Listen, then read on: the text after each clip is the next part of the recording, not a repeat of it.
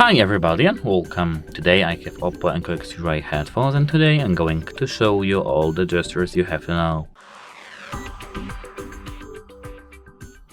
At first let me take out these earbuds, and now if we slide up on either right on the left or left earbud, we can increase the volume level. Slide up.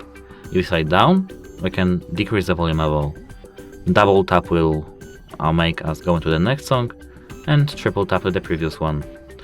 Let me show you that it works. I'm now double tapping, triple tapping.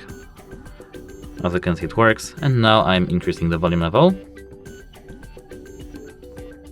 As you can see, it works too, and now I will decrease the volume level. We can pause and play our music too, but it is defaultly turned off in our application. We have to enable it, but to pause and play our music we just have to tap on the touch panel. But of course we have to at first enable it. That's it, hope it helps you and goodbye!